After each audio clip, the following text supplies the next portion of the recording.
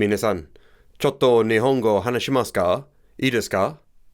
Welcome to the Asian News Review. Today we're going to be talking about learning Japanese as an adult. Let's go!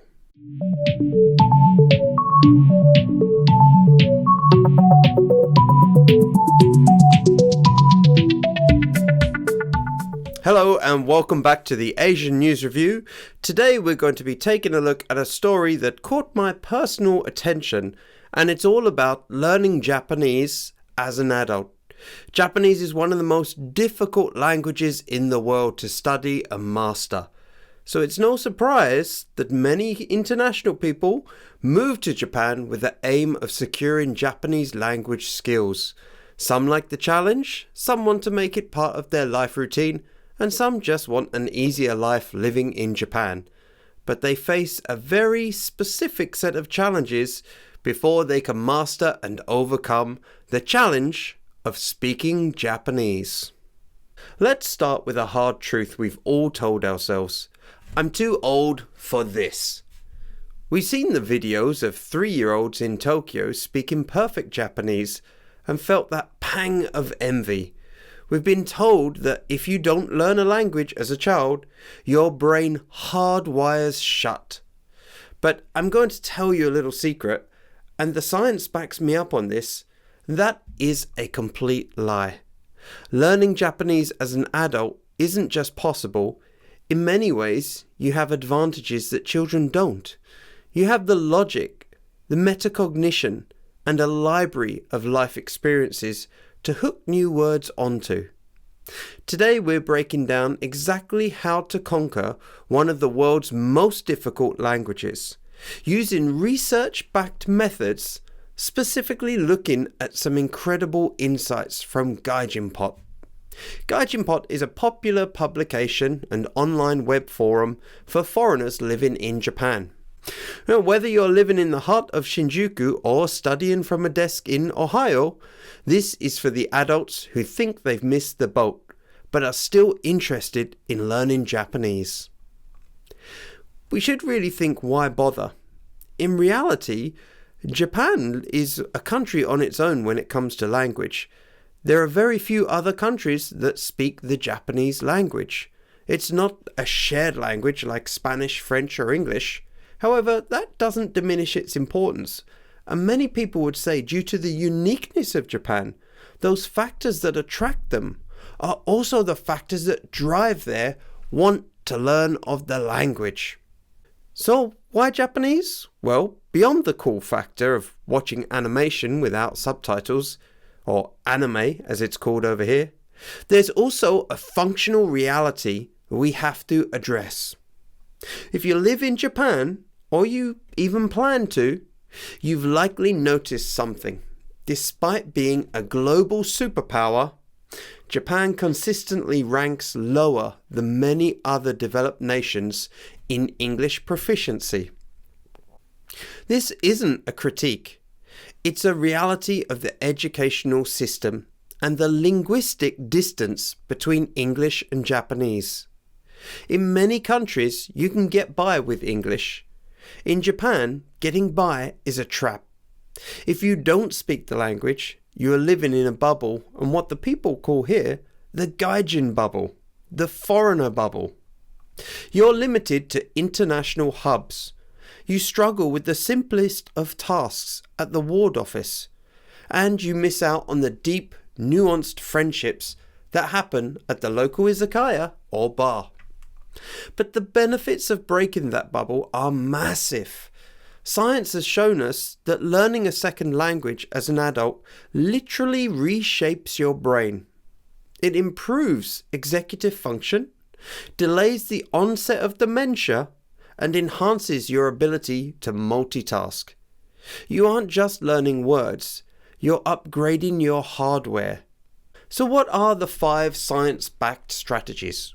Well, according to research highlighted by Gaijinpot, there are 5 specific strategies that turn the impossible task of Japanese into a manageable system for adults. The first method is the spaced repetition system, or SRS. Now, this is something that I personally use, and I know many of my friends have found great success with. The human brain is designed to forget. We have a forgetting curve. To beat it, you need to review information at the right moment, or you may risk losing it. This is why apps like Anki or Wanikani are game changers for adults.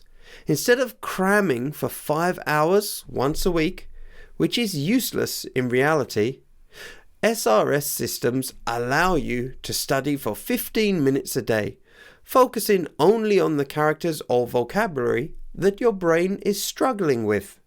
It's efficiency over ego. You can study for longer periods of time each day, but the key point is the repetition. That's what really helps to drive the information into our minds and keep it there. The second method is mnemonics. Adults are great at stories. When you look at a kanji like utsu or depression, it looks like a nightmare. But if you break it down into a story, visualizing the radicals as characters in a play, it sticks. Science shows that elaborative encoding or linking new information to existing knowledge is how an adult brain thrives. Don't just stare at the ink. Build a movie in your head. There have been many memorization world champions who use just such a method in order to encode random, repetitive, bland information and recall at need. This is a really effective method at making sure that we have recall for strange or non-frequent vocabulary that we do need every now and again. It's one of the tools that help build up our toolkit for fluency. The third method is active immersion, something that we have varying degrees of chance for when we live in Japan or when we study from abroad. There is a difference between active and passive immersion. You can have Japanese news running in the background all day and learn nothing. Many people on YouTube have been called out for so-called subliminal learning videos that don't actually achieve any results. Videos claiming that if you leave them running for 7 hours while you sleep, you will be able to eventually become a fluent Japanese speaker. And some of those videos have gained up to 25 million views. But here's the truth, they don't really garner any results for the learners. Active immersion means engaging with the content. It's about shadowing, listening to a sentence and repeating it. Mimicking the pitch and the rhythm will help your brain to unlock the secrets of sounding like a native Japanese speaker. Your adult brain needs to bridge the gap between hearing and pronouncing. The fourth method is the 80-20 rule, something that I use in my personal life far beyond the limits of language learning. This is also known as the Pareto principle. You don't need to know 10,000 words to have a conversation. You need about 800 to 1,000 words to understand 75% of daily speech. As an adult, your time is the most precious resource that you have. Focus on the high-frequency vocabulary first. Don't study the Japanese word for centipede until you know how to say, "Where is the pharmacy?" The fifth method is the growth mindset.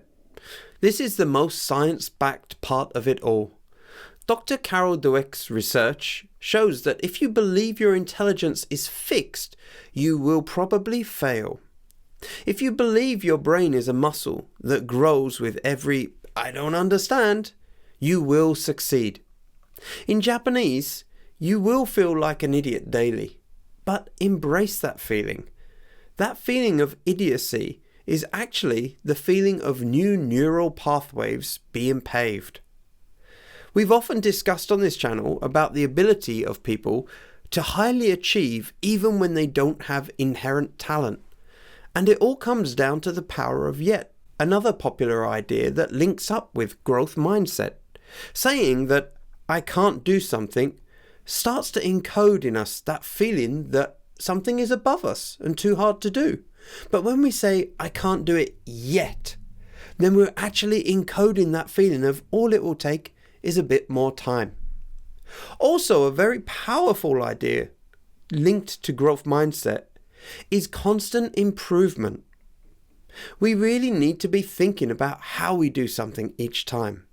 If we're not putting our attention into it, if we're not thinking about where we need to go with our learning, if we're not targeting our areas of weakness, then our improvement rate will be slower. We may still get there, but we'll get there a lot faster when we focus on the keywords we need to remember. Now, I want to get real with you for a second. I know what you're thinking. It sounds great, but do you know my life? How busy us adults are. And it's not just you, it's me as well. We're all incredibly busy. If you have a full-time job, families, work that you get on with every day, it can really be a struggle to find those 20 minutes you need to study a language every day. And you're right. I don't know your specific 9 to 5, but I know the adult struggle. I know what it's like to finish a grueling day at work and look at a stack of kanji flashcards and want to throw them out of the window. I know the guilt of trying to study while your children want to play, or the exhaustion of trying to maintain a social life when your brain feels like mush. And I'm really aware that with something as difficult as Japanese, if you're only giving 10% of your brain power over to it, you're not going to make much progress. It can feel like a struggle to get started. For a long time, I used my responsibilities as an excuse.